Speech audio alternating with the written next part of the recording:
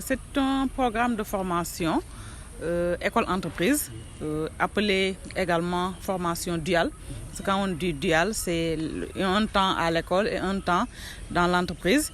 Et c'est un programme dont Thiès bénéficie, mais qui aujourd'hui lance l'ouverture officielle. Mais il faut considérer que l'ouverture officielle est une étape d'un long processus. Le processus qui a démarré, je peux juste prendre une date phare, c'est-à-dire au mois de septembre avec le lancement du programme de formation école-entreprise. Un lancement qui a été organisé au niveau de l'ISEP de Thiès pendant une journée avec des présentations sur le programme et des échanges sur les rôles et les responsabilités des acteurs clés qui tournent autour du programme, parce que les acteurs, ils sont nombreux. C'est les chambres consulaires, c'est l'inspection d'académie, c'est l'inspection de l'éducation et de la formation, les entreprises, mais également l'antenne régionale du F2E à Thiès. Donc, il y a eu des formations qui ont été déroulées. Il y a eu des renforcements de capacité, des rencontres d'échange pour juste préparer cette rentrée effective. Parce qu'il ne faut pas s'empresser, il faut que tout soit mis en place, que les outils de suivi soient produits et que l'on puisse véritablement organiser une rentrée effective avec le partage des rôles et responsabilités et de nos attentes par rapport aux entreprises formatrices. Parce qu'à Thiès, nous en avons 4. Il y a l'entreprise La Place, il y a la résidence d'Abi, la résidence d'Adjo, mais également Qualité Fruits qui est au niveau de Mont-Roland. Et c'est une nouvelle donne, c'est une nouvelle initiative. Donc une première cohorte est toujours comme un baptême de feu.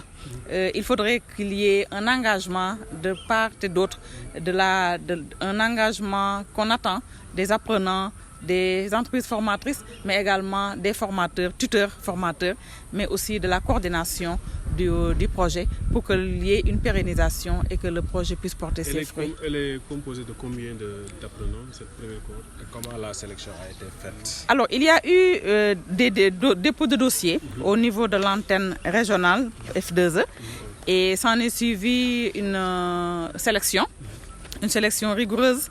Dans un premier temps, il y avait 200 places qui étaient réservées pour Thiès, mais compte tenu aussi du démarrage, un démarrage est toujours lié à des défis et à des risques qu'on identifie en cours de processus. Et c'est à ce niveau-là qu'à un moment donné, les ambitions ont été un peu revues à la baisse par rapport au nombre donné à chaque académie. Et Thiès, aujourd'hui, est à 40 recrues qui sont pour le démarrage. On en a 40 dans les entreprises qui sont les nouvelles recrues. Et 360 jeunes ont été enrôlés dans d'autres régions comme Louga et 6 régions cibles de l'appui de la GIZ. Parce que c'est un projet aussi qui bénéficie de l'appui de la GIZ et de REFOP GIZ, mais également de GFA qui nous appuie dans la coordination et dans la gouvernance. Alors, excusez-moi, il y avait plusieurs filières qui étaient ciblées à l'occasion de l'ouverture du lancement. Oui. Mais maintenant, combien de filières vont démarrer dans l'effectivité? Alors, agroalimentaire, il y avait restauration, Oreto, comme dans le langage de la formation professionnelle, hôtel-restauration. Donc, il y avait agroalimentaire, élevage, beaucoup de filières. Mais aujourd'hui, on a beaucoup plus la filière restauration et l'agroalimentaire. C'est juste pour redire que les ambitions ont été un peu revues. Je pense que c'est pour mieux s'appuyer, pour avancer à l'image du caméléon, lentement mais sûrement. Le premier pas qu'on pose doit être un pas bien posé dans un environnement propice véritablement à l'adhésion des parties prenantes et à l'adhésion de la population. J'ai cité Louga pour renforcer aussi que ça ne se passe pas seulement à Thiès, mais que les autres académies sont concernées par le programme, mais qu'au niveau de Thiès, c'est le nombre que j'ai avancé qui nous concerne pour cette première phase. Alors, les classes sont où exactement à Thiès, Mont-Roland? À chaque entreprise formatrice est relié un centre ressources. Le centre ressources, pour Mont-Roland, il y a un centre de formation professionnelle qui est centre ressources. Donc les élèves font un temps d'apprentissage au centre ressources théorique et font un temps d'apprentissage dans l'entreprise pratique. Donc on allie théorie et pratique. C'est pour éviter la méthode d'avant que nous connaissons, nous tous, c'est-à-dire de finir la formation théorique de déposer pour avoir un stage pratique. Souvent, c'était un problème. Les apprenants n'avaient pas toujours des réponses favorables par rapport à ces demandes et n'avaient pas les habiletés d'un travailleur.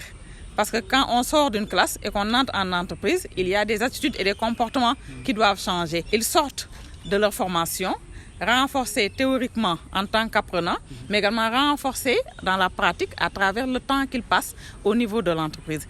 Ils sortent donc véritablement debout pour pouvoir, dès le lendemain, intégrer une entreprise et avoir l'attitude qu'on attend d'un travailleur. Mais c'est quoi le profil des apprenants? Est-ce que c'est des travailleurs qui étaient déjà à l'entreprise ou bien... Non. C'est des apprenants parce que l'objectif majeur du projet Dual, c'est d'enrôler au moins 30% des sortants du cycle fondamental. Le cycle fondamental s'arrête en classe de 3e, du cycle fondamental vers la formation professionnelle et au moins 10% des bacheliers dans la formation professionnelle. Juste pour dire qu'on prend des élèves qui ont ce niveau-là après BFM et également des bacheliers. J'ai un peu oublié la dernière partie de votre question. Est-ce que c'est des gens qui étaient déjà... Non, c'est des apprenants. Okay, ils apprennent et travaillent en même temps. Alors dans ce protocole d'accord, puisque c'est maintenant une révolution, un apprenant après sa formation a besoin de stage, mais après cette formation école-entreprise a besoin d'emploi. Est-ce qu'il y a des possibilités par rapport à toutes ces entreprises ciblées qui vont accompagner ces jeunes-là, qu'on les prenne directement dans ces entreprises comme travailleurs? Dans la même lancée, est-ce que ce sont les entreprises qui ont exprimé le besoin en ressources humaines ou bien des entreprises ont été sélectionnées comme ça? Je réponds à la dernière. À l'image des apprenants, les entreprises ont également déposé une demande pour être entreprise formatrice. Parce que l'entreprise non plus n'avait pas comme profil de former. Les entreprises ne forment pas. Ils peuvent être dans le coaching, dans le tutorat, quand on leur envoie un stagiaire. Mais là, carrément, ce sont des tuteurs en entreprise qui y sont. Et qui dit tuteur en entreprise doit être sur la même ligne que le formateur qui est au centre de formation professionnelle. Il ne faut pas qu'il y ait dysfonctionnement entre les deux manières d'accompagner au point de perdre l'apprenant au milieu de des deux adultes. Alors, les entreprises donc ont déposé pour être entreprises formatrices. On a fait une sélection aussi de la même manière qu'avec les apprenants.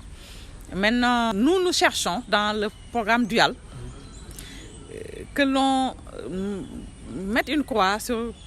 que les gens m'excusent de l'amateurisme. C'est-à-dire que j'ai une entreprise, je prends mon neveu, je prends ma nièce, quel que soit le niveau qu'il a ou qu'elle a. On voudrait que les recrutements, l'emploi émanent de l'expérience de l'individu qui vient déposer son dossier. Et surtout de l'apprenant qui a fait sa formation dans mon entreprise, qui connaît déjà mon entreprise, qui y a travaillé pendant 5 mois.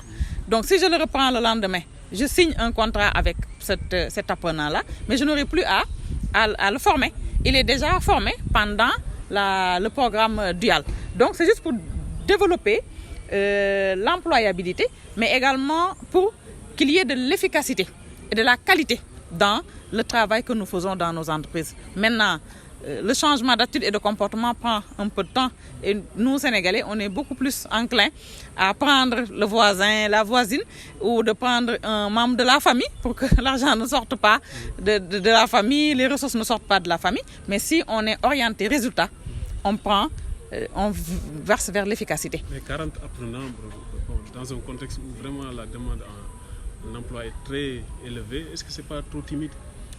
Bon, moi je dirais que c'est l'idéal en termes de démarrage. Commencer petit à petit et progresser.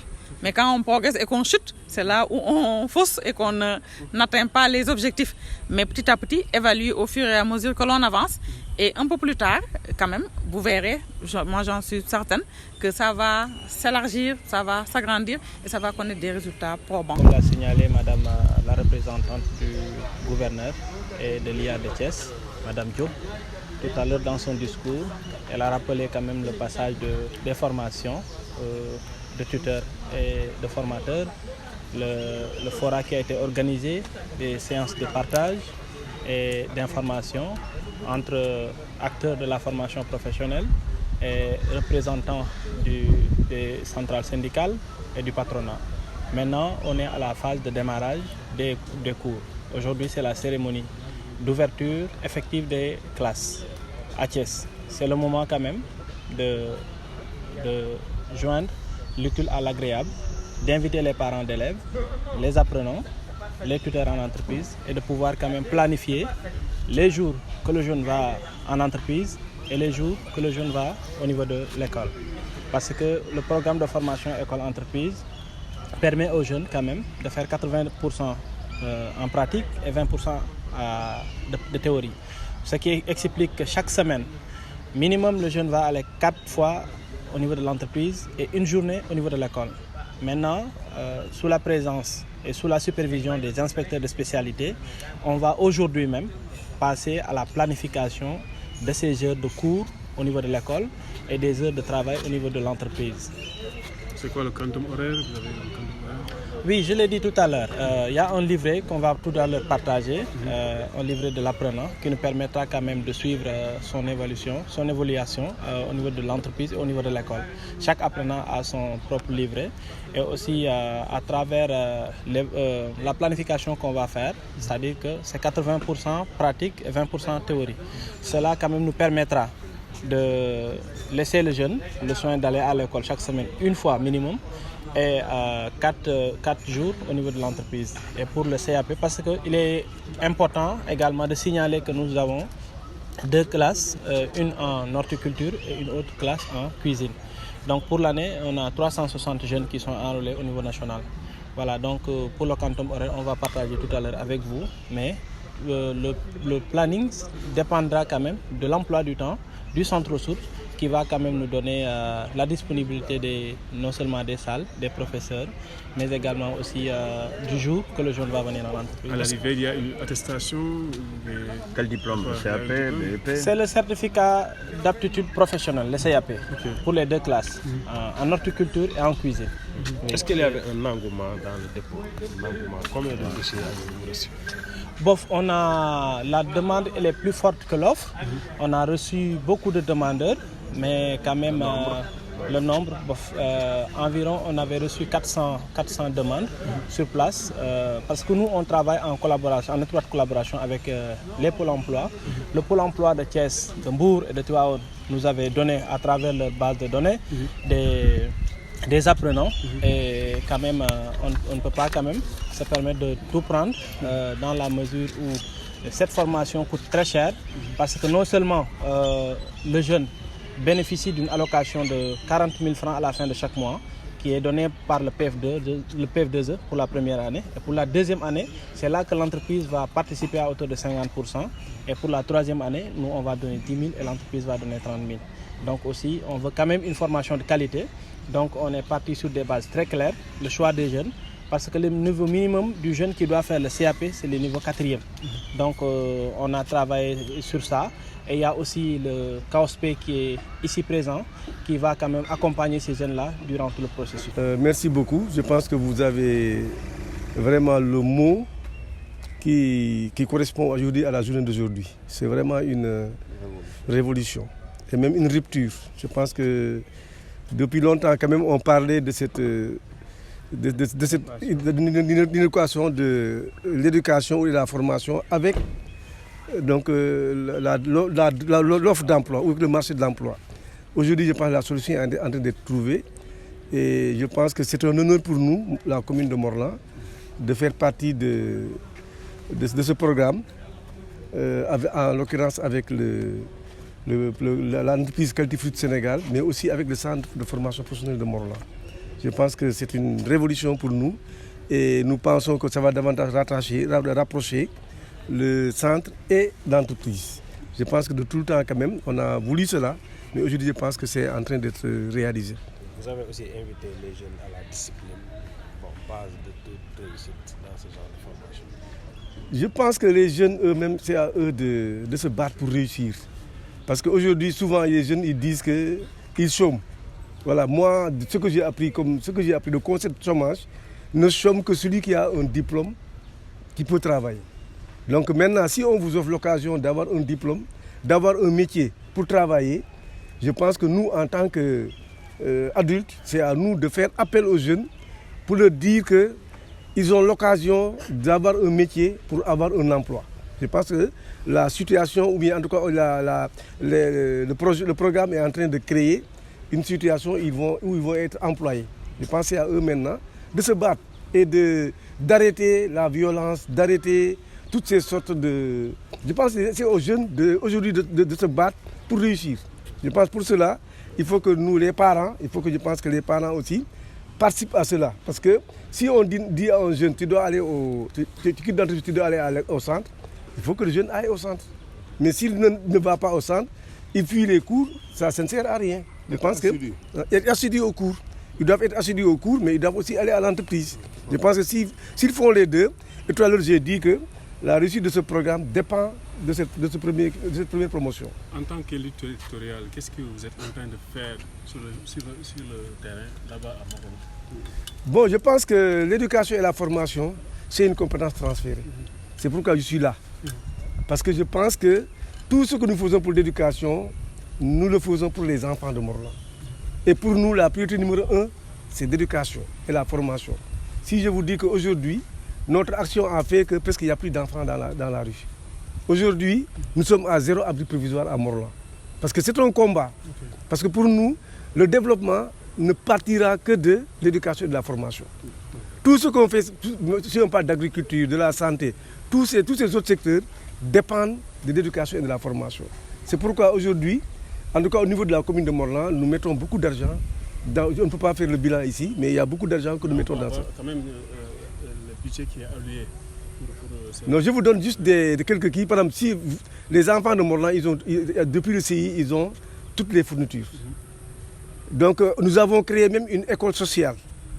Une école sociale où les enfants qui ne réussissent pas au lycée, on les met là-bas et nous, on motive les enseignants pour ça. Même au niveau de CM1 et CM2, nous organisons des cours de renforcement. Et ça a créé des résultats parce que en 2013-2014, on avait parfois 0 réussite au CFE. Mais aujourd'hui, on a 100% dans les écoles. Cela veut dire qu'on est en train de réussir cela. Comme j'ai dit tout à l'heure, on a construit des dizaines de classes pour éviter que donc le truc. On a aussi, même jusqu'à l'université, nous louons au moins près de 20 millions pour les étudiants qui sont à Saint-Louis, Ziguinchor, Bambey, voilà, Dakar, partout où il y a une université, même à Diamniadio, avec l'ISEP, on loue des appartements pour les étudiants de Morlan. C'est pour dire qu'en tout cas au niveau de l'éducation et de la formation, sans compter effectivement le centre de formation, où on a fait un forage, on accompagne le centre pour son fonctionnement. Je pense que même des enfants qui sortent du centre, on leur donne des bourses. On ne donne pas moins de 60 millions de bourses par année. 60 millions de bourses globalement. Mais au niveau du centre, tous les élèves qui sortent du centre maintenant, qui ont le CAP, on leur accorde une bourse pour qu'ils aillent faire le BT. Je pense que ça, quand même, au niveau éducation et formation, nous nous battons pour ça.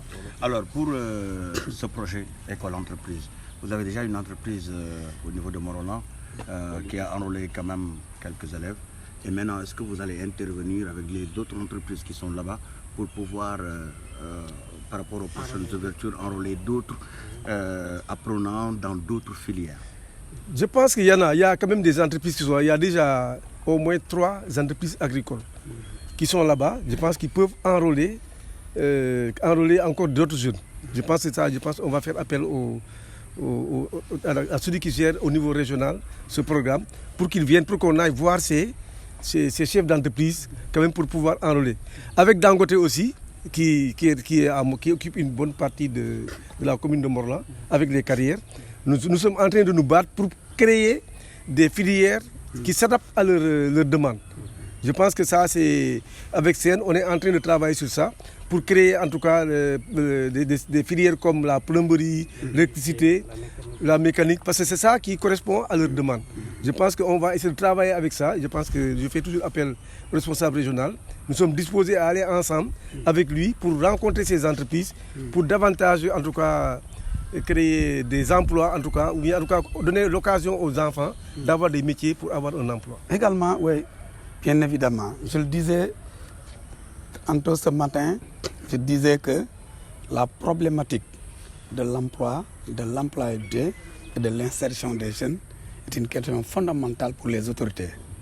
Comme illustration, je viens du salon jeunesse, emploi et mobilité qui était organisé au Grand Théâtre par le ministère de la Jeunesse. J'étais invité en tant que directeur de centre de formation. Donc pour vous dire que PF2E est venu à son heure. C'est un programme très pertinent. Parce que nous, au niveau des centres de formation, nous avions un problème fondamental qui était l'insertion des jeunes. Mais aujourd'hui, en alternant l'entreprise et l'école ressources, les centres de formation, les lycées, ça permet aux jeunes d'acquérir des compétences, un savoir-faire et un savoir être. Et qui permet, c'est ce qu'on appelle les soft skills, les compétences de vie. Une fois le jeune sorti, il est dans des dispositions d'être employable, c'est ce qu'on appelle l'employabilité, et d'occuper un emploi décent. Et donc vraiment, nous osons espérer qu'avec ce programme, vraiment, nous allons améliorer le taux d'insertion de nos jeunes, et ce qui va les motiver à fréquenter ces centres de formation professionnelle et technique. Vous faites partie des centres ressources. Qu'est-ce qui a été déterminant dans votre choix? Ce qui a été déterminant, c'est deux choses.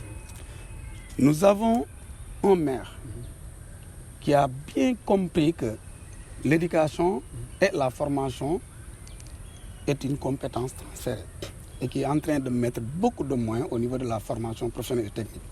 En guise d'exemple, il y a de cela 2 ans, il était le parrain au lycée technique des Olympiades des métiers pour la formation professionnelle et technique. Et nous l'avions choisi comme le meilleur maire au niveau de la région de Thiès parce qu'il a beaucoup investi au niveau de la formation professionnelle. Au CFP de Morolan, la première mesure que le maire a prise, c'est de dire que j'octroie 1 million en guise de fonds de dotation pour le centre de formation professionnelle de Morolan. Ensuite, tous les jeunes qui sortent de ce centre peuvent prétendre aller faire le BP, le BT en bénéficiant des bourses de formation de la commune. Également, au niveau du centre, la filière principale, c'est l'agriculture et l'élevage. C'est la raison pour laquelle aujourd'hui même, nous sommes en train de travailler avec Qualité Fruits, la filière horticulture. Et pour cette filière horticulture, vous allez comprendre que le maire a à l'avance mis tout ce qu'il faut. Nous avons un centre d'expérimentation financé à hauteur de 85 millions par le 3FPT. Et le maire nous a appuyé avec un forage à hauteur de 15 millions. Mais également, voilà, c'est un maire qui est... Aujourd'hui, il y a même des jeunes qui quittent Thiès pour s'inscrire dans cette filière. Parce qu'au niveau des 14 centres et lycées, pratiquement, le CFP de Morolan est un centre de référence dans la filière agriculture-élevage parce que étant logé dans la zone des Niayes. Ce qui fait qu'aujourd'hui, une trentaine de jeunes quittent tous les jours, du lundi au vendredi, Thiès, pour venir à Morolan. Et ces jeunes sont intégralement pris en charge, volés transfert par le maire de la commune de Morolan. Et pourtant, c'est des jeunes de Thiès. Mais voilà quelqu'un qui ne travaille pas pour les jeunes de Morolan, mais pour le système. Donc ça, c'est le premier facteur. Nous avons un maire qui nous accompagne. D'ailleurs, on l'appelle communément le jumeau du directeur du CFP de Morolan. Voilà, l'autre aspect, c'est l'entreprise. Qualité Fruits aujourd'hui est une entreprise qui occupe plus de 400 hectares dans la zone de Morolan et qui aujourd'hui emploie plus de 2000. Et l'autre, le gérant me disait que mensuellement, il paie plus de 114 millions par mois, équivalent peut-être à 1 milliard et plus cher toute l'année. Donc c'est une grande entreprise. Et si vous avez la chance de visiter cette entreprise, vous verrez que c'est une entreprise de qualité avec toutes les compétences qu'il faut pour un apprenant. Donc, si on conjugue un centre de formation de qualité, parce qu'il y a des infrastructures de qualité, un équipement de qualité, des formateurs renforcés, un maire qui accompagne et une entreprise disponible pour accompagner, donc fait partie peut-être des éléments clés pour lesquels dans toute la... 20 apprenants. Donc 20 apprenants pour Morolan et 20 apprenants pour le CFP de Thiès dans toute la région. Normal, combien d'apprenants? Alors, nous sommes à 186 apprenants.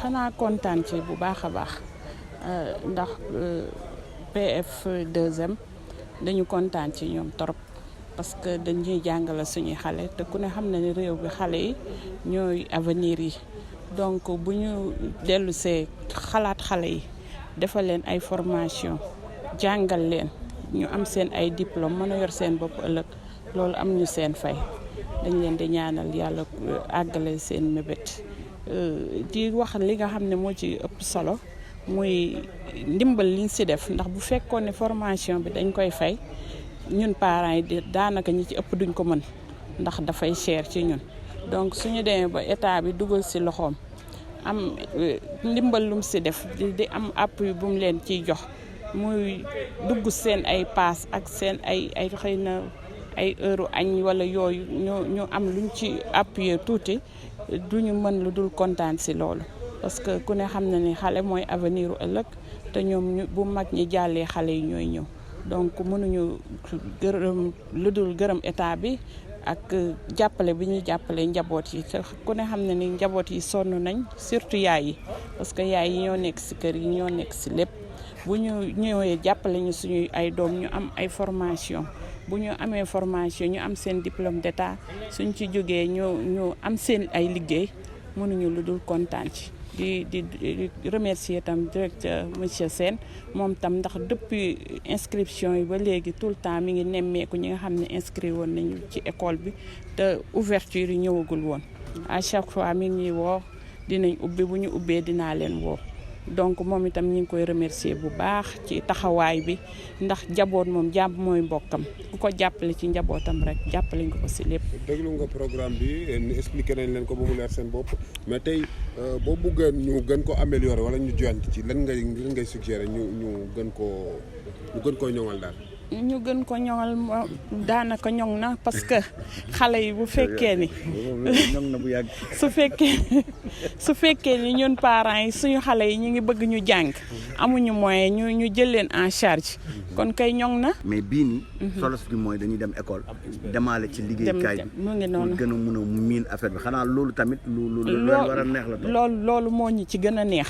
parce que gis nañ fi ay formation yoo xamante ni dañ leen di former bàyyi leen noonu ñu dem mais bii dañ leen di former ba pare ñuy jàngaale dañuy dem ci école bi dem ci entreprise bi kon xam nga loolu lu am solo la loolu dañ ciy kontaan bu baax a baax a baax. wàllu liggéey bi dinañ ci leen diis lu bare luñ ci mën rek ci jàppale wi ndax xëy na première étape lay doon mais xëy na bu fekkee ne élèves yi jàng nañ ba am seen diplôme du ñàkk képp kuñ ci mën a dugal ci benn porox ndol ñu dugal leen foofu muy appui boo xamante ni li ci des daal dañ koy bàyyi ak suñu borom.